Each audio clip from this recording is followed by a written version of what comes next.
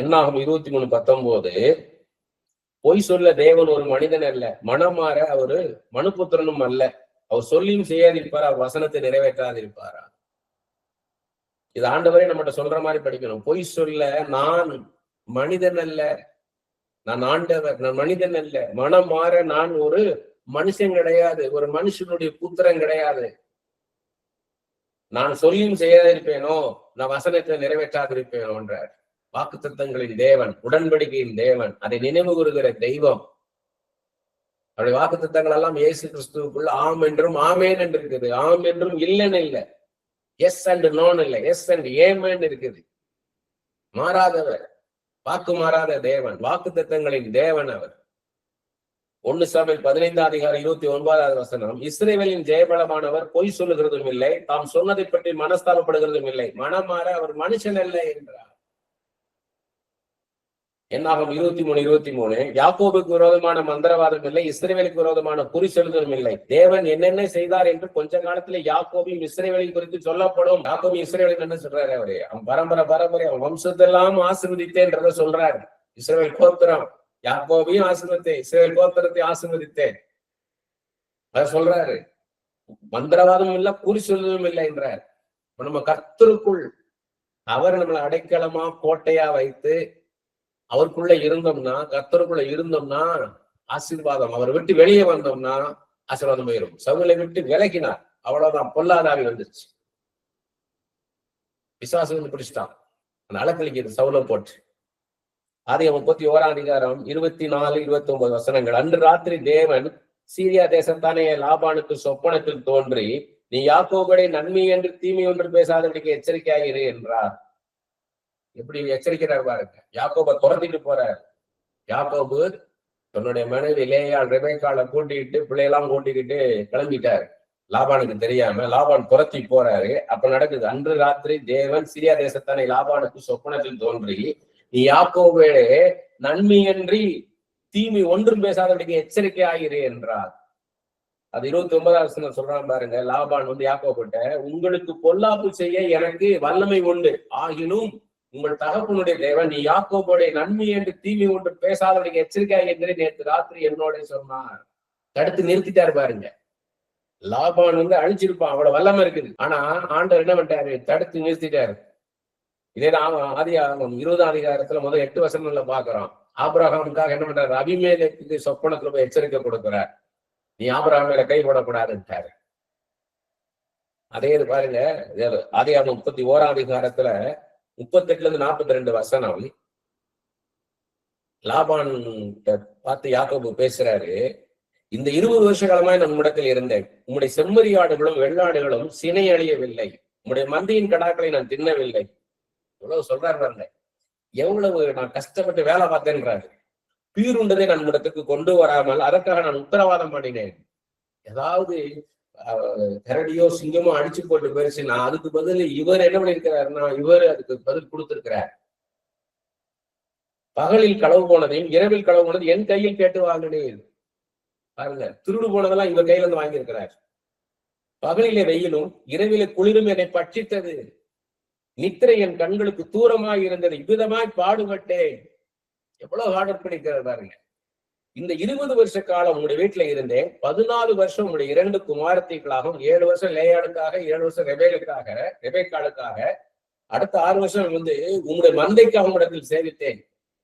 10 முறை என் சம்பளத்தை மாற்றினேன். 20 வருஷத்துல வேலை பார்த்திருக்காரு, 10 முறை என்ன பண்ணிட்டாரு? சம்பளத்தை மாத்திட்டாரு, குறைச்சிருக்கிறாரு. கூட்டினாருன்னா சொல்ல மாட்டாரு, குறைச்சிருக்கிறார் சம்பளத்தை. என் பிதாவின் தேவனாகிய ஆபிரகாமின் தேவனும் ஈசாக்கின் பயபக்திக்குரியவரும் என்னோடு இராமல் போனால் நீர் இப்பொழுது என்னை வெறுமையா அனுப்பி விட்டிருப்பேன். கர்த்தர் என்னோட இல்லைன்னா, ஆண்டவர் என்னோட இல்லைன்னா நீர் என்னை வெறுமையா அனுப்பி இருப்பேன். தேவனின் சிறுமியும் என் கை பிரயாசம் பார்த்து நேற்று ராத்திரி கடிந்து கொண்டார் என்றான். ஆர்டர் பண்ணோம்னா நம் சார்பில் கர்த்தர் செயலாற்றுவார். கர்த்தர் எல்லாத்தையும் செய்வார், நமக்காக யுத்தம் பண்ணுவார், வழக்காடுவார். அப்ப நம்ம இருக்கிற இடத்துல ஆர்டர் பண்ணணும். கஷ்டமா இருக்குன்னு எவ்வளவுக்கு உண்மையா இருக்கணுமோ, எவ்வளவுக்கு கடினமா வேலை பார்க்கணும். பார்வைக்கு ஊழியம் செய்யாம, பார்வைக்கு வேலை செய்யாம, கர்த்தர் தான் என் எஜமானன், கர்த்தர் தான் என் முதலாளி அப்படின்னு நினைச்சு வேலை பார்க்கணும். ஆதியா 32 அதிகாரம் 24-30 வசனம். எல்லாரையும் அனுப்பிச்சு விட்டார் யாக்கோபு. ஏசாவும் யாக்கோபு ஒருத்தர் சந்திச்சாங்க. அப்புறம் ஏசாவும் சொல்றாரு, வா போவோம்னா, இல்ல நீ போ, நானு ஏன்னா சின்ன சின்ன ஆடுகள்லாம் இருக்குது, சினை ஆடுகள்லாம் இருக்குது, கரவல் ஆடுகள்லாம் இருக்குது, அதெல்லாம் சுமந்துட்டு வரணும், அதெல்லாம் வேகமா நடத்த செத்து போயிடும், நான் மெதுவா வரேன். எல்லாத்தையும் அடிச்சுட்டார், எல்லாம் அடிச்சு தனிச்சிருக்கிறார். அப்பதான் நடக்குது. ஒரு புருஷன் பொழுது விடிமொழி அவனோட போராடி, யாக்கோபோட போராடி, அவனை 25வது வசனம், அவனை மேற்கொள்ளாததை கண்டு அவனுடைய தொடைச்சந்தை தொட்டார், அதனால் அவருடனே போராடுகிற யாக்கோபின் தொடைச்சந்து சுளுக்கிற்று. ஆண்டவரோட போராடுறார். ஆண்டவரோட என் ஆசீர்வதியும் ஐயான்ட்டு ஓசியா 12:4 தான் இருக்குது. கெஞ்சி மன்றாடினான்ற, ராம் முழுவதும் கெஞ்சி மன்றாடினான். நீர் என் ஆசீர்வதிக்காம எனக்கு எப்படி ஆசீர்வாதம் வரும்? நீ தானே ஆசீர்வதிக்கணும். நீர் ஆசீர்வதிக்காம வேற யாருக்கும் ஆசீர்வாதம் தர முடியும்?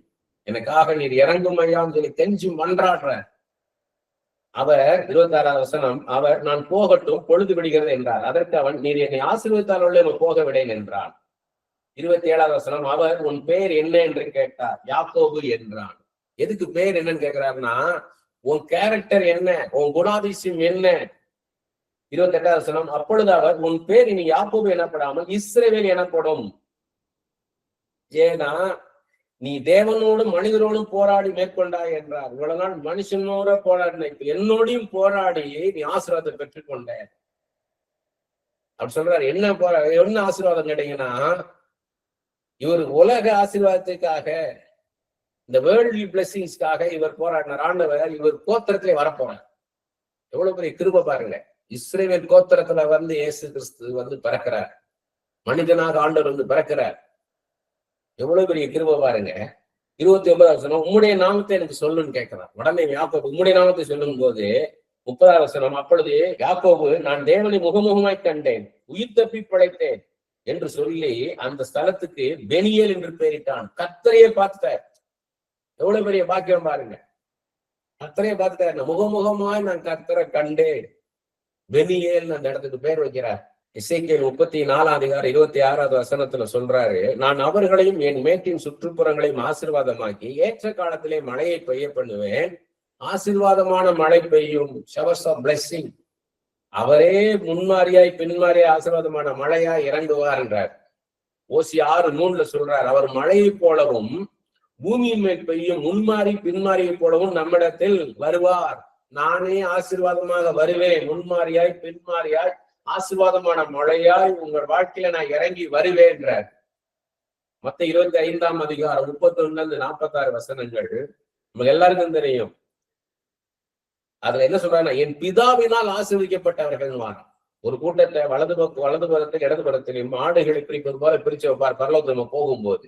நீங்களாம் ஆசீர்வதிக்கப்பட்டவர்கள், நீங்களாம் சபிக்கப்பட்டவர்கள். ஆசீர்வதிக்கப்பட்டவர்கள்னா, நான் பசியா இருக்கும் போது எனக்கு போஜனம் கொடுத்தீங்க, நான் வஸ்திரம் இல்லாதவனுக்கு வஸ்திரம் கொடுத்தீங்க, நான் வியாதியா இருக்கும்போது என்னை பார்த்து விசாரிச்சீங்க, நான் காவல்ல இருக்கும்போது என்னை பார்த்தீங்க.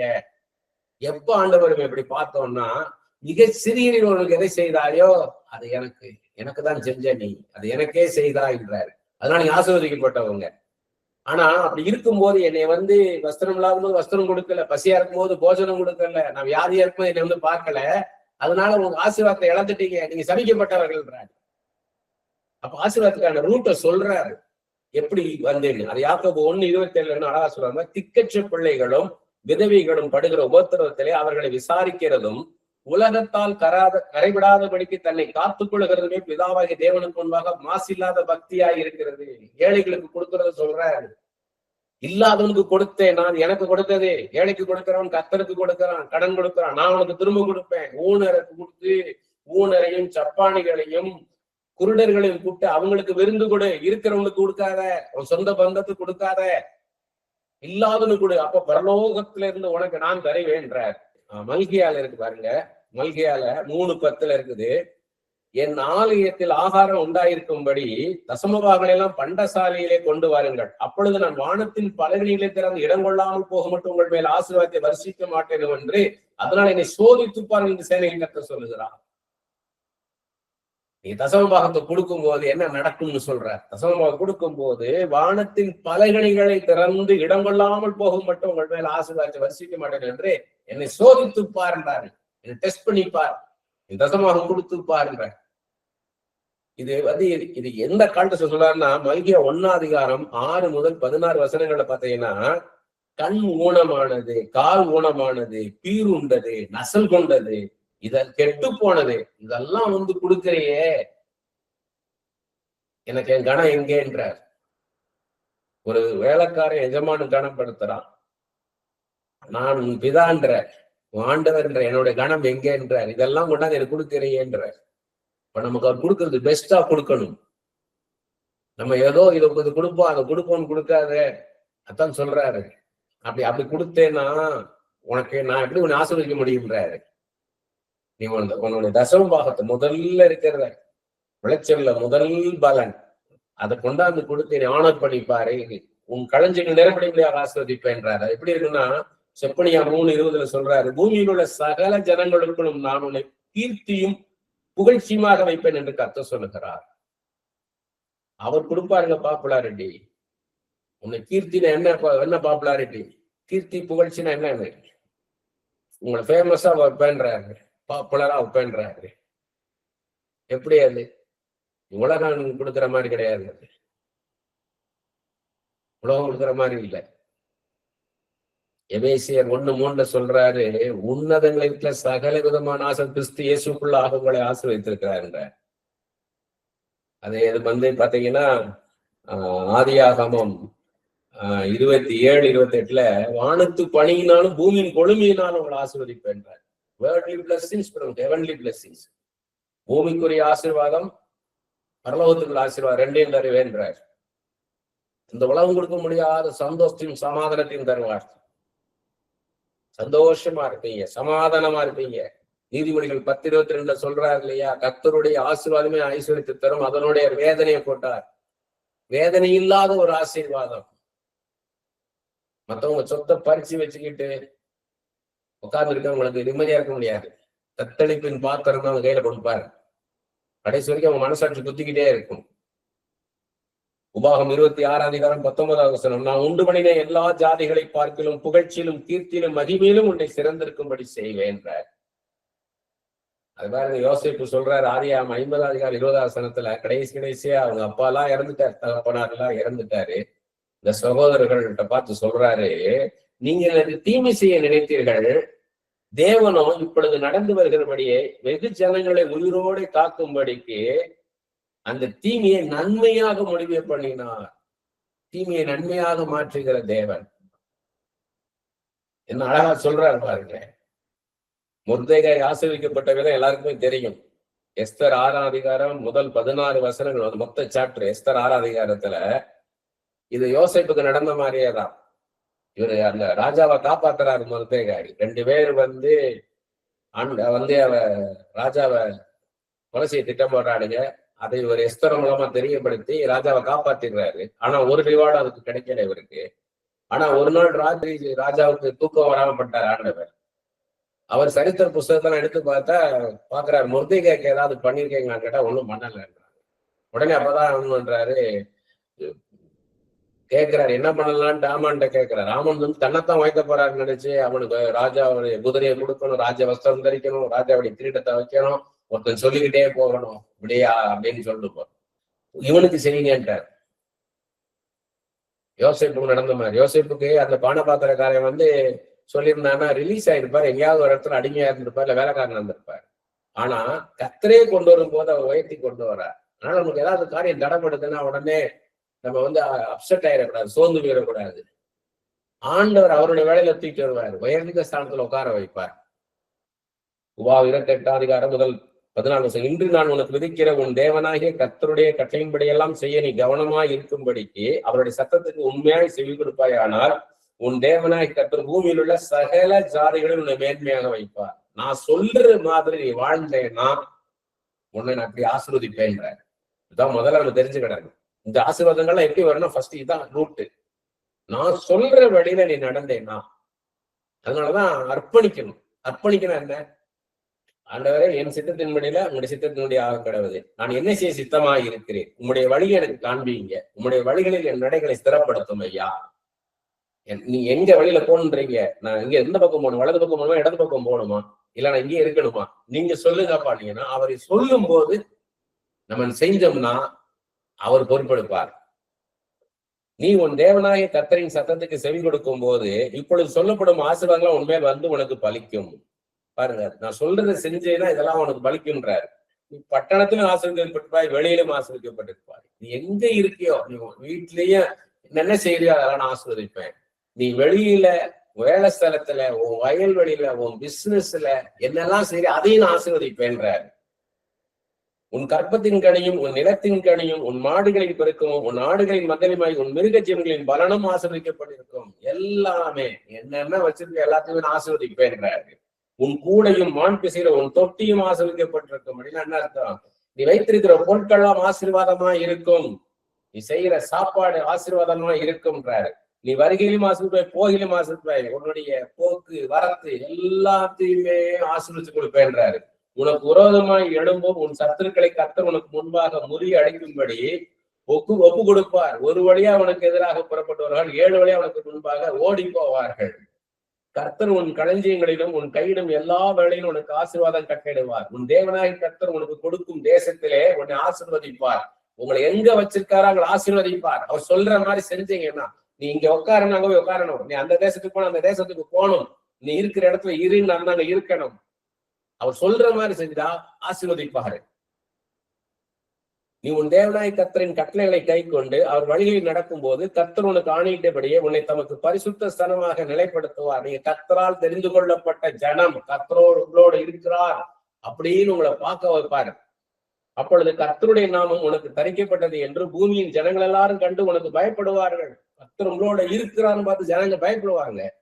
உனக்கு கொடுப்பேன் என்று கர்த்தர் உன் பிதாக்களுக்கு ஆணையிட்ட தேசத்தில் கர்த்தர் உன் கற்பத்தின் கனியிலும் உன் மிருக ஜீவன்களின் பலனும் உன் நிலத்தின் பணியிலும் உனக்கு பரிபூர்ண நன்மை உண்டாக கட்டிடுவார். நீங்க வைத்திருக்கிற உங்க குடும்பம் மாத்திரம் அல்ல, நீங்க வைத்திருக்கிற பொருட்கள் எல்லாமே ஆசீர்வதிக்கப்பட்டதா இருக்கும். வீணான செலவு உங்களுக்கு வராது. ஏற்ற காலத்தில் உன் தேசத்திலே மழை பெய்யவும் நீ கையிட்டு செய்யும் வேலைகள் எல்லாம் ஆசீர்வதிக்கும் கர்த்தர் உனக்கு தமது நல்ல பொக்கிஷசாலையே வானத்தை திறப்பார். நீ அநேகம் ஜனங்களுக்கு கடன் கொடுப்பாய், நீயோ கடன் வாங்காதிருப்பாய். எவ்வளவு பெரிய ஆசீர்வாதம் தெரியும். கடன் வாங்கி பார்த்தாதான் தெரியும். எவ்வளவு பேரை நான் பாக்குறேன். நான் கடன் வாங்கிட்டு அடிமை மாதிரி வாழ்றாங்க, நுகத்தடி மாதிரி. கடன் வாங்கினவன் கடன் கொடுத்தவனுக்கு அடிமை போல இருப்பான்றது வேத வசனம். அது மாதிரி ஒரு பாரம் வேற எதுவுமே கிடையாது. கடன் ஒரு நாள் வாங்கக்கூடாது. அதான் சொல்றாங்க, கடன் வாங்க மாட்டேன், கடன் கொடுக்கும்படி உனக்கு நான் தருவேன், மத்தவங்க கொடுக்கும்படி. இன்று நான் உங்களுக்கு விதிக்கிற வார்த்தைகளை யாவையும் விட்டு விலகி வேற தேவனை சேவிக்கும்படி நீ வலதுபுறம் இடதுபுறம் சாயாமல் இன்று நான் உனக்கு விதிக்கிற உன் தேவனாய் கர்த்தரின் கட்டளைகளை கை கொள்ளவும் அவையும்படி நடக்கவும் அவைகளுக்கு செவி கொடுத்து வந்தால் கர்த்தர் உன்னை வாளாக்காமல் தலையாக்குவார், கீழாகாமல் மேலாவாய். உங்களை கீழே வைக்க மாட்டார், உயர்த்துவார். எங்கேயும் வைக்கப்பட்டு போக மாட்டீங்க, யாருக்குள்ளே இருக்க மாட்டீங்க, மேலாக வைப்பார். யோசேப்பு பாருங்க, தானியேலை பாருங்க, தாவீது பாருங்க, மோசேயை பாருங்க. ராஜாக்களுக்கு முன்பாக நிமிர்ந்து நிக்கிறாங்க. எலிசா ராஜாக்களுக்கு முன்பாக தலை நிமிர்ந்து நிக்க வைப்பார். ஓசியா 14:5 நான் இஸ்ரவேலுக்கு பனியை போல் இருப்பேன், அவன் லீலி புஷ்பத்தை போல் மலருவான், லீபனனை போல் வேறொன்று நிற்பான். நான் நமக்கு சொல்ற பனியை போல் இருப்பேன்னு பின்னா அந்த நம்ம மலர்வோமா லீலி புஷ்பத்தை போலன்னா அவ்வளவு வாசம் கொடுக்கிறவளா இருக்கும் வாழ்க்கை, மற்றவங்களுக்கு வாசம் கொடுக்கிறவங்களா இருப்போம். லீபனனை போல் வேறொன்று நிற்பான், உறுதியா நம்ம வாழ்க்கை. எப்படி பாருங்க, எப்படி உங்களை ஆசீர்வதிப்பாருன்னு. ஏசாயா 46:4 உங்கள் முதிர் வயது வரைக்கும் நான் அப்படி செய்வேன், நரை வயது மட்டும் நான் உங்களை தாங்குவேன். நான் அப்படி செய்து வந்தேன், இனிமேலும் நான் ஏந்துவேன், நான் சுமப்பேன், தப்புவிப்பேன். தாங்குவேன், ஏந்துவேன், சுமப்பேன், தப்புவிப்பேன்றார். சொல்றாரு, நம்மளை எப்படி ஆசீர்வதிக்கிறார் பாருங்க. நான் உன்னை சுமந்து செல்வேன், ஒரு தகப்பன் தன் பிள்ளையை சுமந்து செல்வது போல நான் உன்னை சுமந்து செல்வேன். உன்னை நான் தப்புவிப்பேன். உன் வியாதிக்கு, உனக்கு வருகிற ஆபத்துக்கு, விலைக்கு உன்னை பாதுகாப்பேன். சத்துருவின் தந்திரங்களுக்கு, மானசீக தந்திரங்களுக்கு உன்னை நான் விலைக்கு பாதுகாப்பேன், உன்னை தப்புவிப்பேன்ற. ஏசாயா 44:21 யாக்கோபே இஸ்ரவேலை நினை, நீ என் தாசன், நான் உன்னை உருவாக்கினேன், நீ என் தாசன், இஸ்ரவேலை நீ என்னால் மறக்கப்படுவதில்லை. என்னால் மறக்கப்படுவதில்லை. ஏசாயா 49 15-16 ஸ்திரீயானவள் தன் கற்பத்தின் பிள்ளைக்கு இறங்காமல் தன் பாலகனை மறப்பாளோ? அவர்கள் மறந்தாலும் நான் உன்னை மறப்பதில்லை. உன் தாய் தகப்பம் மறந்தாலும், உன்னை பெற்ற தாய் உன்னை மறந்தாலும் நான் உன்னை மறக்க மாட்டேன். 16 இதோ என் உள்ளங்கையில் வரைந்திருக்கேன், உன் மதில் எப்போதும் என் முன் இருக்கிறது. என் உள்ளங்கையில வரைஞ்சு வச்சிருக்கிறேன். ரேக மாதிரி சொல்றாரு. இது உள்ளங்கையில வரைஞ்சு வச்சிருக்காருன்னா இது யாராலையும் இதை அழிக்க முடியாது. அப்படி போல நான் என் கையில வரைஞ்சு வச்சிருக்கேன், இதை யாராலையும் அழிக்க முடியாதுன்ற நீதிமொழிகள் 18:21 சொல்றாரு, மரணமும் ஜீவனும் நாவின் அதிகாரத்தில் இருக்கும், அதில் பிரியப்படுவதன் கனியை புசிப்பார்கள். யாரையும் நம்ம சபிச்சிடக்கூடாது, நம்ம ஆசீர்வதிக்கணும். யாருமே நம்ம சபிக்க கூடாது. சபிக்கணும் என்ன? உனக்கு இந்த காரியம் நடக்காதுன்னு சொல்லக்கூடாது. உனக்கு இந்த காரியம்லாம் நடக்காது, உனக்கு இதெல்லாம் வாய்க்காதுன்னு யாரை பார்த்து நம்ம சொல்லக்கூடாது. ஆசீர்வாதமான வார்த்தைகளை சொல்லணும். நம்ம யாக்கோபு 3:9-10 பாக்குறோம். நாவனால நாம் பிதாவாகிய தேவனை துதிக்கிறோம், தேவனுடைய சாயலினுடைய உண்டாக்கப்பட்ட மனுஷரை அதனால சபிக்கிறோம். கர்த்தருடைய சாயல் அவரை போல உண்டாக்கி இருக்கிற மனுஷர்களை நம்ம ஒரு நாள் என்ன பண்ணக்கூடாது, அவங்களும் ஆண்டவருடைய பிள்ளைங்க, அவன் ஒரு நாள் நம்ம சபிக்க கூடாது. ஏன்னா ஆண்டவரை துதிக்கிறோம், அதே வாயில நம்மளுடைய சாபமான வார்த்தை வரக்கூடாதுன்றாரு. மரணமும் ஜீவனும் நம்ம நாவின் அதிகாரத்துல இருக்கு, நம்ம ஜாக்கிரதையா பேசணும். 10 துதித்தலும் சபித்தலும் ஒரே வாயிலிருந்து புறப்படுது, என் சகோதரரை இப்படி இருக்கலாகாது, இப்படி பண்ணாதன்றாரு. ஏன்னா என்னால் ஆசீர்வதிக்க பிள்ளைகள் அவல்ல, நீ சபிக்காத. பிள்ளையா பார்த்து சொன்னது போல சொல்றாரு, எச்சரிக்கை கொடுக்கிறாரு. யாரையும் சபிக்க கூடாது, யாரையும் என்ன கூடாது, இது உனக்கு நடக்காதுன்னு சொல்லக்கூடாது. என்ன 6:22-27 இன்னும் கர்த்தர் மோசேயை நோக்கி, நீ ஆரோனோடும் அவன் குமாரனோடும் சொல்ல வேண்டியது என்னவென்றால், நீங்கள் இஸ்ரவேல் புத்திரரை ஆசீர்வதிக்கும் போது அவர்களை பார்த்து சொல்ல வேண்டிய, ஆசாரியத்தை பார்த்து சொல்றாரு, கர்த்தர் உன்னை ஆசீர்வதித்து உன்னை காக்க கடவர். கர்த்தர் தம்முடைய முகத்தை உன்மேல் பிரகாசிக்க பண்ணி உன்மேல் கிருபையா இருக்க கடவர். கர்த்தர் தம்முடைய முகத்தை உன்மேல் பிரசன்னமாக்கி உனக்கு சமாதானம் கட்டளை கடவர் என்பதே. இவ்விதமாய் அவர்களின் நாமத்தை இஸ்ரவேல் புத்திரர் கூற கடவர்கள், அப்பொழுது நான் அவர்களை ஆசீர்வதிப்பேன் என்று சொல்லி என்றார். ஆசாரி பார்த்து சொல்றாரு, கர்த்தர் உங்களுக்கு சமாதானத்தை தருவார், சந்தோஷத்தை தருவார், உங்களை ஆசீர்வதிப்பார், நீடிய ஆயுஷ்களை தருவார். அப்படிதான் நம்ம சொல்லணும். கர்த்தர் எப்படிப்பட்டவர், நீங்க கர்த்தரால் ஆசீர்வதிக்கப்பட்டவர்கள் நம்ம சொல்லணும். அதுக்கு மாறாக நம்ம வார்த்தை பேசக்கூடாது. நம்மை சிருஷ்டித்தது மாத்திரம் அல்ல, நம்மளை உருவாக்கி இருக்கிறார். யாக்கோவா சிருஷ்டித்தாரு கற்பத்துல, ஆனா இஸ்ரவேலா உருவாக்கினார். அப்படி போலதான் நம்ம எப்படி இருந்தோம், ஆண்டவர் நம்மளுக்கு மகத்துவமான இந்த ரட்சிப்பின் மூலமாக என்ன பண்ணாரு, நம்மளுக்கு பரிசுத்தத்தை கொடுத்து, நீதியை கொடுத்து, தாழ்மையை கொடுத்து, பெருமையை நம்மளுக்கு எடுத்து போட்டாரு, பொறுமையை கொடுத்திருக்கிறாரு. நம்மளை அவரை போல மாற்றி இருக்கிறார். எவ்வளவு மேன்மையான காரியம் பாருங்க. அன்பு, ஆண்டவராக இயேசு கிறிஸ்துவின் அன்பு, இரக்கம், தயவு, கிருபை எல்லாவற்றையும் நம்ம பெற்றுக்கொண்டு இருக்கிறோம். அதை நம்ம உணரணும். நம்ம என்ன கொடுத்திருக்கிறாருன்னா, அவருடைய அன்பு, இரக்கம், தயவு, இரக்கம் எல்லாமே கொடுத்திருக்காரு. நமக்கு சரீரத்துல சுகத்தை கொடுத்திருக்காரு, ஆத்மால சமாதானத்தை கொடுத்திருக்காரு, ஆவியில விடுதலையை கொடுத்திருக்கிறார். இதெல்லாம் அப்படி கிருபை. இந்த உலகம் கொடுக்க முடியாதது. நிறைய பேர் நம்மளா வியாதியோட நாட்டில் எண்ணிக்கிட்டு இருக்கிறாங்க. they are counting the days.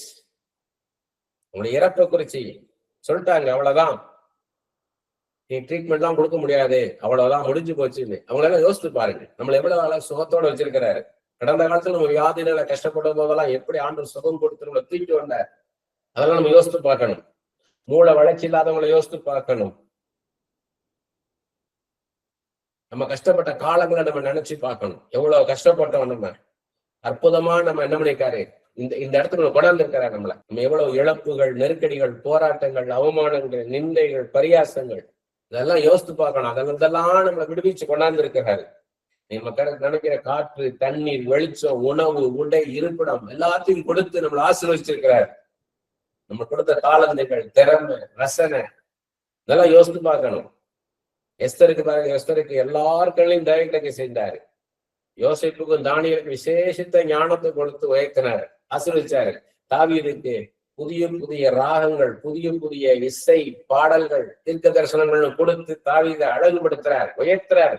என்னை மேன்மையாக பார்க்கிறீரே ஆண்டவரே அப்படின்றார். தன் கடைசி காலத்துல தாவீது, நான் ஆடு மிகழ்ந்து பின்னால போன என்னை எடுத்து புதிய புதிய ராகங்களையும் புதிய புதிய இசையும் கொடுத்து புதிய பாடல்களை பாட வைத்து என்னை தீர்க்கதரிசியாக, ராஜாவாக உயர்த்தி என்னை மேன்மையாக பார்க்கிறீரே. எப்படி இருக்கு பாருங்க. அப்படி போல நம்ம ஆசீர்வதிச்சிருக்கிறாரு. நம்ம பரிகாரியை தெரிந்து கொள்ள வச்சிருக்காரு. பரிகாரங்கள்லாம் ஒண்ணு செய்யாது. பரிகாரி அவர்தான் வழி, அவரை தவிர வேறு வழி இல்லைன்னு அவரை தெரிந்து கொள்ள வைத்திருக்கிறார். நம்ம அவர் அறியாது இருந்த காலங்களை நினைச்சு பார்க்கணும். எவ்வளவு கலக்கத்தோட இருந்தோம், எவ்வளவு குழப்பத்தோட இருந்தோம், தெளிவில்லாம இருந்தோம், எதிர்காலத்தை குறிச்ச ஒரு நிச்சயம் இல்லாம இருந்தோம். ஆனா அந்த நிச்சயத்தை அவர் கொடுத்திருக்காரு நமக்கு.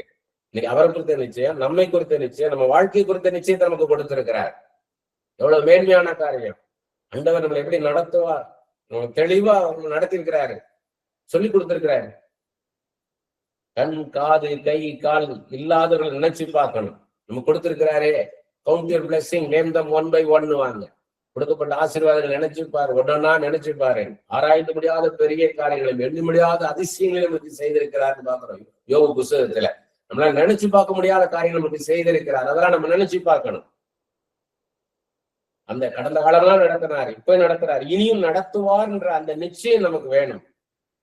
நமக்கு குறைவை கொடுக்கிறவர் அல்ல, குறைவானது கொடுக்கிறவர் அல்ல, நிறைவானதை கொடுக்கிறவர் அவர். பரிபூர்ணம் உள்ள தேவன், சம்பூர்ணம் உள்ள தேவன். இப்போதுள்ள நமக்கு தேவை என்ன, இப்ப நம்ம பிரச்சனை என்ன, நம்ம சூழ்நிலை என்ன, நம்மளுக்கு என்ன செய்யணும்ன்றது அவருக்கு தெரியும். அந்த வல்லமை அவர்கிட்ட இருக்குது. இதுவரை சந்திச்சாரு, இப்ப சந்திக்கிறார், இனியும் சந்திப்பார். யோவான் 9ஆம் அதிகாரம் முதல் 12 வசனங்கள் நம்ம பார்க்கிறோம். பிறவி குருடன் சீசர்கள் கொண்டாந்து, குருடனை பிறந்தது இவன் செய்த பாவமா, இவன் பெற்ற செய்த பாவத்தினால் அந்த சாபமானு கேட்கும் போது ஆண்டவர் என்ன சொல்றாரு 3ஆவது வசனத்துல, இயேசு பிரதித்திரமாக, அது இவன் செய்த பாவம் அல்ல, இவனை பெற்றோர்கள் செய்த பாவம் அல்ல, தேவனுடைய கிரியைகள் இவனிடத்தில் வெளிப்படும் பொருட்டு இப்படி பிறந்தான்.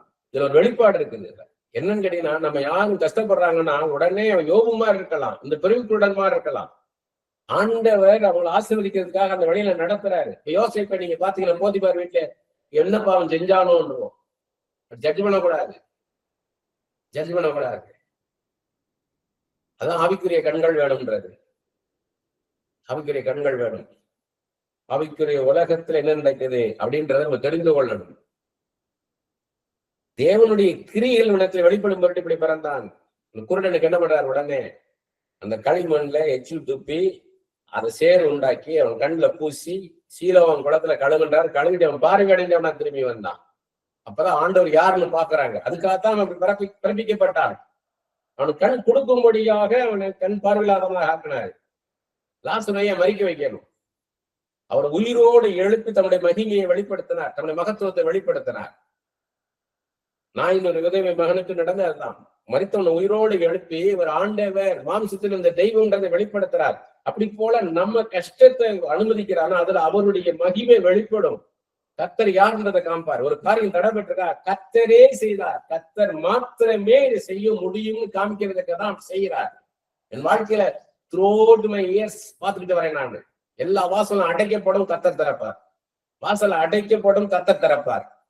அப்பதான் நான் ப்ரே பண்ணும்போது, ஒருவரும் பூட்டக்கூடாதபடி திறக்கிறவரும் ஒருவரும் திறக்கக்கூடாதபடி கூட்டுமாயிருக்கிற தாவீதின் திறவுகளை உடையவரே, நாம துதிக்கிறேன், போற்றுகிறேன், வாழ்த்துகிறேன், வணங்குகிறேன், தாழ விழுந்து பணிந்து கொள்கிறேன்னா அதை ருசிச்சு பார்த்தேன் நான். கர்த்தர் எவ்வளவு நல்லவர், எவ்வளவு வல்லமையுள்ள தெய்வம்ன்றத ருசிச்சு பார்த்தேன் நான். அதனால இதை பழக்கப்படுத்தினாரு. இதெல்லாம் ருசிச்சு பார்த்தது மை ஓன் எக்ஸ்பீரியன்ஸ், என் சொந்த அனுபவம். பூட்டப்பட்ட கதவுகளை கர்த்தர் திறந்தார். அதனாலதான் வெண்கல கதவுகளை உடைத்து இருப்பத்தாள்களை முறித்து அந்த காலத்தில் இருக்கிற பொக்கிஷம் மறைவிடத்துக்குள்ள புதையல்கள் எடுத்து கொடுப்பாருன்னா அது எவ்வளவு நிச்சயமானது, எவ்வளவு அது உறுதியான உள்ள தெய்வம் அவர். அதை நம்ம ருசிச்சு பார்க்கணும். உபாகம் 27ஆம் அதிகாரம் 16வது வசனம். இது இப்படிங்கன்னா நான் ஆண்டவர் சொல்ல எழுதிட்டே வந்தேன். கடைசி எங்க கொண்டு போறாரு போக்கஸ் கேட்டீங்கன்னா, இப்ப நான் சொல்ல போறதா முக்கியம். உபாகம் 27ஆம் அதிகாரம் 16வது வசனம். இது நான் நினைச்சே பார்க்கல, இந்த ரூட்ல ஆண்டவர் கொண்டு வருவார் நான் நினைச்சே பார்க்கல. உபாகம் 27ஆம் அதிகாரம் 16வது வசனம். தன் தகப்பனையும் தன் தாயும் பூஷிக்கிறவன் சபிக்கப்பட்டவன் என்பார்களாக, ஜனங்கள் எல்லாரும் ஆமேன் என்று சொல்ல கடவர்கள். தகப்பனின் தாயும் தூஷிக்கிறவன் சபிக்கப்பட்டவன்றார். ஒரு நாளும் தாய் தகப்பனை தூசிக்க கூடாதுன்றார். யாத்திரம் 21ஆம் அதிகாரம் 15-17 வசனம். தன் தகப்பனையாவது தன் தாயாவது அடிக்கிறவன் நிச்சயமாய் கொலை செய்யப்பட கடவன்றார். தாயும் தகப்பனை அடிக்க கூடாது. 17வது வசனம், தன் தகப்பனே தன் தாயாவது சபிக்கிறவன் நிச்சயமாய் கொலை செய்யப்பட கடவன்றார். அடிக்கிறவனும் சபிக்கிறவனையும் கொலை செய்யணும்ன்றார். உயிரோடு இருக்கக்கூடாதுன்றார். தாயின் தகப்பனை கனம் என்றார். யாத்திரம் 20:12. உன் நாட்டில் நீடித்திருப்பதற்கு உன் தகப்பனையும் உன் தாயின் கனம் பண்ணுவாங்க. நீ வாழணுமா? நீ வாழணும்னா உன் தாய் தகப்பனை கனம் பண்ணுன்றார். இது மத்தேயு 15ஆம் அதிகாரம் முதல் 6 வசனத்துல சொல்றாரு. கைகளாமல் சாப்பிடும் போது தாயின் தகப்பனை கனம் பண்ணுன்றது, அதை முதல்ல செய்கின்றாரு. மார்க் 7:11 கொர்பான் காணிக்கை கொடுத்துடலாமா? என் தாயின் தகப்பனை வச்சு பார்க்க முடியாது, ஒரு காணிக்கை கொடுத்துறேன், கொர்பான்ற காணிக்கைன்னு சொல்லி. இப்படியெல்லாம் நீ நீங்களே ஒரு கொள்கை வச்சுட்டீங்க, ஒரு சட்டத்தை கொண்டாந்துட்டீங்களேன்றார். எபேசியர் 6ஆம் அதிகாரம் முதல் 3 வசனங்கள், பிள்ளைகளை உங்கள் பெற்றாருக்கு கர்த்தருக்கு கீழ்ப்படிங்கள். பெற்றாருக்குன்றார். உங்களை பெற்றவர்களுக்கு, பிகாட்ன்றது இங்கிலீஷ்ல, உங்களை பெற்றவங்களுக்கு கர்த்தருக்குள் கீழ்ப்படியுங்கள்.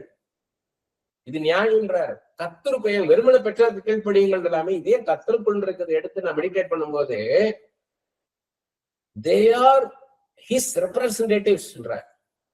கர்த்தருடைய பிரதிநிதிகளாம் தாய் தகப்பன்றது. எப்படி மேன்மையா பார்க்கணுமா? கர்த்தரால் கொடுக்கப்பட்ட தாய் தகப்பன், இவங்க மூலமா தான் நான் உலகத்துக்கு வந்தேன் அப்படின்னு பெற்றோரை பார்க்கணுமா? உனக்கு நன்மை உண்டாயிருப்பதற்கும் பூமியிலே உன் வாழ்நாள் நீடித்திருப்பதற்கும் உன் தகப்பனை உன் தாயின் கனமண்ணுவாக என்பதை வாக்குத்தத்தம் உள்ள முதலாம் கற்பனையா இருக்கிறது. முதல்ல என்ன சொன்னார்? என்னை வணங்கி, என்னை தவிர வேற தேவன் கிடையாது, என்னை போல ஒரு விக்கிரத்தை கூட எந்த சாயல் வச்சு வணங்காத அப்படின்னு சொன்னாரு. ஓய்வு நாளை பரிசுத்தமாக ஆசிரியர், ஏன்னா என்னாலதான் நீ உனக்கு வாழ்க்கை நடக்குது, நான் தான் உன் கையின் பிரயாசத்தை தந்து ஆசீர்வதிக்கிறேன்றது அறிஞர்களுடைய ஓய்வு நாள்ல ஓய்ந்திருக்கலாம் சொன்னவரு. அவர் சொன்னார், இதெல்லாம் அவரை குறித்து சொன்னார். நமக்காக சொன்னது முதல்ல இது கற்பனை என்னன்னு கிடைக்குன்னா, தாயின் தகப்பனையும் கனம் பண்ணுன்றார். அதான் ஆசீர்வாதத்துக்கான வழி. சொல்றாரு, esteem and value as precious, விலையேறப்பெற்றவர்களாக பண்ணுன்றார். உன் தாய் தகப்பன விலையேறப்பெற்ற பாத்திரமாக பாருன்ற. இது வாழ்ந்து பார்த்தாலும் தெரியும். ஓல்டேஜ் ஹோம்ல எல்லாம் போய் பார்த்தீங்கன்னா தெரியும். பிள்ளைகளை அவங்க கஷ்டப்பட்டு படிக்க வச்சு நல்ல வேலையில சேர வச்சு அவங்க கல்யாணத்தை பண்ணி கொடுப்பாங்க. அவங்க வெளிநாட்டுக்கு போயிடுவாங்க, கொஞ்ச நாள் பணம் அனுப்புவாங்க. அதுக்கப்புறம் என்ன பண்ணுவாங்கன்னா, இவங்க முடியாத போது ஓல்டேஜ்ல விட்டுருவாங்க. முதியோர் இல்லத்துல பெத்து வளர்த்து ஆளாக்குனாங்களே. கொலோசியர் 3:20, பிள்ளைகளே உங்கள் பெற்றோருக்கு எல்லா காரியத்திலையும் கீழ்ப்படிங்கள், இது கர்த்தருக்கு பிரியமானது. கர்த்தர் சொல்றார், எல்லா என்ன சொல்றாங்களோ கீழ்ப்படி, எல்லா காரியத்திலையும். ஃபார் எவ்ரிதிங் அப்படின்றது இங்கிலீஷ் பேர்ல. இன் everything obey what they say, do it.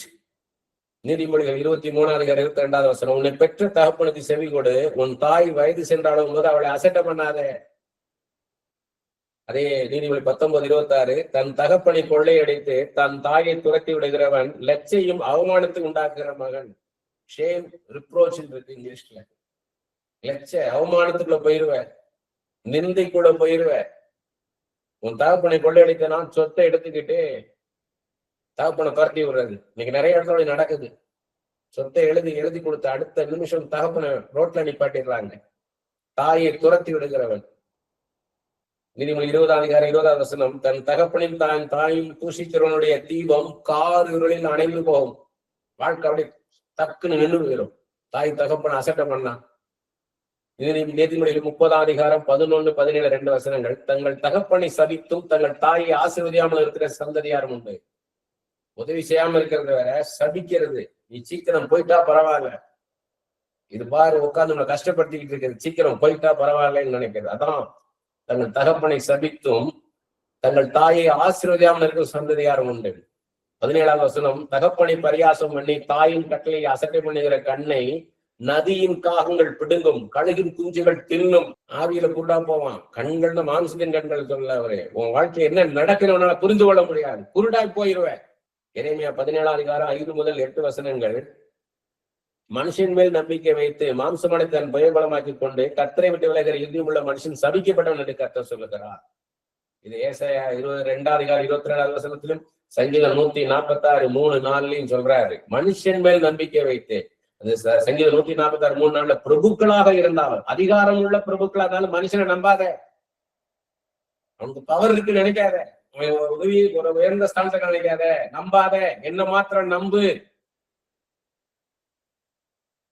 அவன் அப்படி நம்பிக்கை வச்சேன்னா, மனுஷன் மேல நம்பிக்கை வைத்தேன்னா, அவன் அந்த வழியில் கரளையாய் போன செடியை போல் இருந்து நன்மை வருகிறதை காணாமல் வனாந்தரத்தின் வறட்சியான இடங்களிலும் குடியில்லாத ஒவ்வொரு நிலத்திலும் தங்குவான். வறண்டு போயிரும். வறட்சியான நிலத்துல இருக்க செடியை போல ஆயிடுவேன், காஞ்சி போயிருவேன், அழிஞ்சு போயிருவேன்றார்.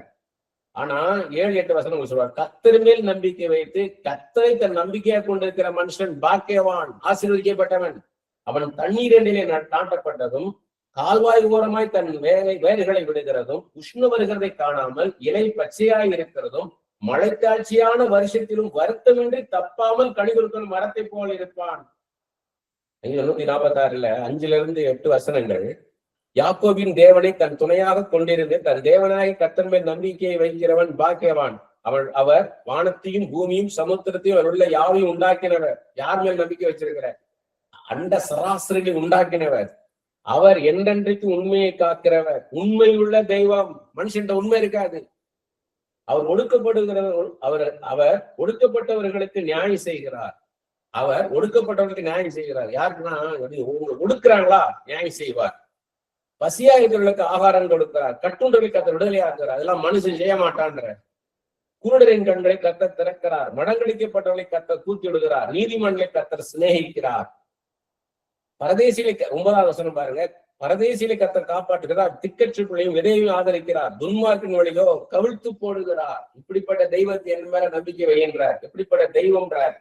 மத்தேயு 5ஆம் அதிகாரம் முதல் எல்லாருக்கும் தெரிஞ்சதுதான பாக்குறோம். நம்ம இந்த கான்டெஸ்ட்ல பார்த்தாதான் அது உங்களுக்கு ஆசீர்வாதம் எப்படி ஆசீர்வதிக்கிறாரு அப்படின்ட்டு, எப்படிப்பட்ட வாழ்க்கையை வாழ்ந்தா ஆசீர்வாதமா இருக்கும். மத்தேயு 5ஆம் அதிகாரம் முதல் 11 வசனங்கள். அவர் திரளான ஜனங்களை கண்டு மலையின் மேல் ஏறினார். அவர் உட்கார்ந்த பொழுது அவருடைய சீஷர்கள் அவரிடத்தில் வந்தார்கள். அப்பொழுது அவர் தமது வாயை திறந்து அவர்கள் உபதேசில் சொன்னது என்னவென்றால், ஆவியில் எளிமையுள்ளவர்கள் பாக்கியவான்கள், பரலோகராஜன் அவர்களுடையது.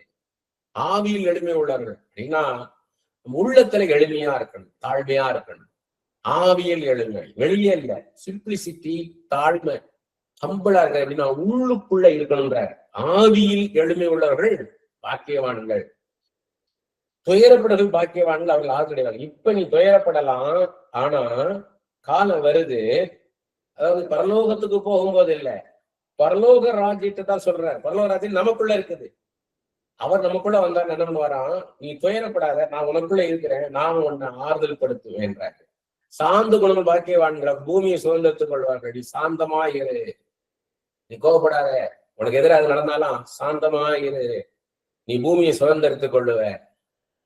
நீதி மேல் பசிதாமலர் பாக்கியவான்கள், நீதி செய்யணும் தானே, அதையே பசியா இருந்து எப்படி சாப்பிடுவாங்க, பசியா இருக்க அப்படி இருப்பானா, அப்படி போல நீதி மேல பசியாகுது, அப்படி திருப்தி அடைவார்கள், உன்னை திருப்திப்படுத்துவேன்றார். இரக்கம் உள்ளவர்கள் பாக்கியவான்கள் இரக்கம் பெறுவார்கள். நீ இரக்கமா இரு, நான் உனக்கு இரக்கம் செய்வேன். எல்லாருக்கும் இரக்கம் செய்வேன், எல்லாரும் இரக்கம் பண்ணுவேன், உனக்கு எல்லாரும் உனக்கு இரக்கம் பாராட்டும்படி செய்வேன்றார்.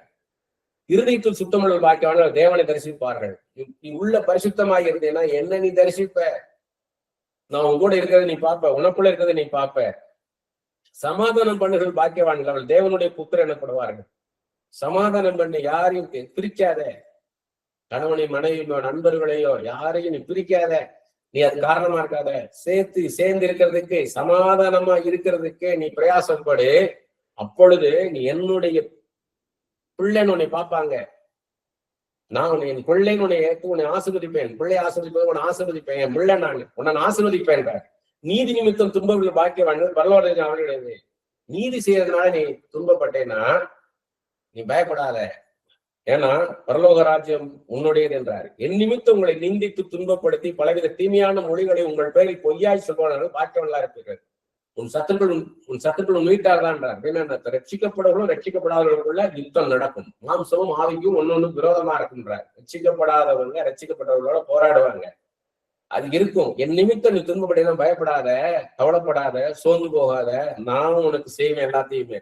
சந்தோஷப்பட்டு களி கூறுங்கள், பரலோகத்தில் உங்கள் பலன் மிகுதியா இருக்கும். உங்களுக்கு முன்னிருந்த தீர்க்கதரிசிகள் துன்பப்படுத்தினார்களே, என் நிமித்தம் உன்னை கஷ்டப்பட நடக்காத, உனக்கு முன்னாடி இந்த தீர்க்கதரிசிகள் கஷ்டப்பட்டாங்க, ஏசாயா, எரேமியா, மிகாயா, எல்லாம் மோசே, யோசேப்பு, தானியேல் எல்லாமே கஷ்டப்பட்டாங்க. தீர்க்கதரிசிகள், சாமுவேல் எல்லாருமே கஷ்டப்பட்டாங்க. நான் அவங்களால ஆசீர்வதிக்கலையா அப்படின்றார். திருஷ்டாந்தம் வைத்திருக்கிறேன் என்றார். நீதிமொழி 28:20 உண்மை உள்ள மனுஷன் பரிபூர்ணமான ஆசீர்வாதங்களை பெறுவான். உண்மையா இருந்தேன்னா பரிபூர்ணமான ஆசீர்வாதம் உனக்கு தருவேன்றார். அப்போஸ்தலர் 20:35 வாங்குறதை காட்டிலும் கொடுப்பதே பாக்கியம், அது ஆசீர்வாதம். வாங்குறதை காட்டிலும் கொடுத்து பாரு. ஏற்கனவே நம்ம பார்த்தோம் கொடுக்கறத பத்தி. கொடுக்கறது ஆசீர்வாதத்துக்கான வழி. யாக்கோபு 1:12 சோதனையை சோதிக்கிற மனுஷன் பாக்கியவான். சோதனை வரும், விசுவாசத்தை சோதித்து பார்ப்பாரு. அதுல நம்ம ஜெயிச்சிட்டோம்னா ஜீவ கிரீடத்தை தருவார் நமக்கு. வெளிப்படுத்தின விசேஷம் 1:3 வெளிப்படுத்தின விசேஷம் 22:7 இந்த தீர்க்கதரிசன வார்த்தைகளை, இந்த வேதத்தில் உள்ள வார்த்தைகளை சொல்றார். இந்த தீர்க்கதரிசன வார்த்தைகளை வாசிக்கிறவனும் கேட்கிறவனும் கைக்கொள்கிறவனும் பாக்கியவான்றார். இந்த புஸ்தகத்துல தீர்க்கதரிசன வசனங்களை கைக்கொள்கிறவன் பாக்கியவான்றார். இந்த வசனத்தின்படி நம்ம வாழும் போது நம்மள ஆண்டவர் ஆசீர்வதிப்பார். நீதிமொழிகள் 26:2 அடைக்கலான் குருவி அலைந்து போவது போலும் தகவலான் குருவி பறந்து போவது போலும் காரணம் இல்லாமல் இருக்க சாபம் தங்காது. காரணம் இல்லாம உன்னை சபிச்சாங்கன்னா பயப்படாத. மனுஷங்க உன்னை நோக்கி எதிரா பேசினாங்கன்னா பயப்படாதன்றாரு. பயப்படாத, காரணம் இல்லாமல் இட்ட சாபம் தங்காது. உன்னை நான் ஆசீர்வதிச்சிருக்கிறேன். Already bless them. No one can curse you. நான் உன்னை ஏற்கனவே உன்னை ஆசீர்வதித்து வச்சிருக்கிறேன். நான் உன்னை அடைக்கலமா கோட்டையா அக்கினி மதிலா இருந்து என் கண்மணியை போல உன்னை பாதுகாத்துக்கிட்டு இருக்கிறேன். உன்னை யாரும் சபிக்க முடியாது. யாராவது சபிச்சா பயன்படாத, அதெல்லாம் நடக்காதுன்றாரு. அது எப்படின்னா ஃபிளக்டரிங் ஸ்பாரோன்றாரு, டார்டிங் ஸ்வாலோன்றாரு. அதாவது குருவி பறந்து போற மாதிரி எல்லாம் போயிடும். ஒரு குருவி எப்படி பண்ணும், அப்படி பறந்து போயிடும், இருந்த இடம் தெரியாம போயிடும். அப்படி போல இதெல்லாம் நிக்காது. இந்த சாபம் இதெல்லாம் கண்டு நீ பயப்படாதன்ற. இதெல்லாம் கண்டு பயப்படாத. ஐயோ அவங்க வாயில விழுந்துட்டேன், இவங்க வாயில விழுந்துட்டேன், அவங்க சபிச்சுட்டாங்க, இவங்க சபிச்சுட்டாங்க, எனக்கு நடக்காதுன்ட்டாங்க, நீ இப்படித்தான் இருப்பேன்ட்டாங்க. உன்னை ஆசீர்வதிக்கிற தெய்வம் நான் இருக்கிறேன், உன்னை ஆசீர்வச்சிருக்கிறேன். நீங்க இந்த மனுஷனை கண்டு பயப்படுற. நிறைய பேருக்கு நான் சொல்லியிருக்கிறேன். நிறைய பேருக்கு நான் ஆலோசனையா சொல்லியிருக்கிறேன். அது எப்படி ஆலோசனை சொன்னேன்னா, நிறைய பேருக்கு தீர்க்க தரிசனமாக அந்த வார்த்தைகள் ஆண்டவர் சொல்ல வைத்தார். எப்படின்னு கேட்டீங்கன்னா, ஐயோ நீ இப்படி சொல்லிட்டாங்க, உனக்கு படிப்பே வராதுன்ட்டாங்க, உனக்கு அந்த படிப்பு வராது, அதனால அந்த காலேஜுக்கு போக வேண்டாம், இந்த காலேஜுக்கு போனா போதும் அப்படின்னு சொல்றாங்க அப்படின்னு இந்த வாழை பசங்க சோர்ந்து போயிடுவாங்க. அதே மாதிரி நிறைய சகோதரிகள் சொல்லுவாங்க, என் மாமியார் அப்படி பேசிட்டாங்க, என் மாமனார் அப்படி பேசிட்டாங்க, உனக்கு இதெல்லாம் நடக்காது, இதெல்லாம் வராதுன்றாங்க. நம்ம சொல்லுவோம் இயேசுவா சொன்னாருன்னு கேட்பேன். இயேசுவா சொன்னாரு, உங்களுக்கு வராதுன்னு இயேசு சொன்னாரா? ஒரு மனுஷி சொன்னதை பார்த்துட்டு சோர்ந்து போறீங்க. இப்ப ஆண்டவர் நம்மளை ஆசீர்வதிச்சு வச்சிருக்கிறார். அதான் மெசேஜ். ஏற்கனவே நீங்கள் ஆசீர்வதிக்கப்பட்டவர்கள். ஏற்கனவே நீங்க என்னால் ஆசீர்வதிக்கப்பட்டவங்க. நீங்க உங்களுக்கு எதிராக யார் நிக்க முடியும்ன்றாரு. நான் உங்களை ஆசீர்வதித்து என் செட்டைகளுக்குள்ள நான் வச்சிருக்கிறேன், உங்களை மறைச்சு வச்சிருக்கிறேன். நான் என் செட்டைகளுக்குள்ள நீங்க இருக்கிறீங்க. என் ரத்தத்தினால உங்களை மூடி வைத்திருக்கிறேன். உங்களுக்கு எதிராக இருக்கிறது யார் என்ற, உனக்கு எதிராக உருவாக்கப்படும் எந்த யோசனையும் வாய்க்காதே போகும். பட்டயம் தீட்டுறதெல்லாம் செய்யறதெல்லாம் அப்புறம், வாயுதத்தை உருவாக்குறது அது சிந்தனையிலே அதை தகர்த்து போட்டுருவேன்ற. அதுதான் சொல்றாரு, உனக்கு எதிராக உருவாக்க எந்த ஆயுதம் வாய்க்க சிந்தனையிலேயே தட்டிடுவாரு, தகர்த்து போட்டுருவாரு. உங்களுக்கு எதிராக யாரும் நிக்க முடியாது.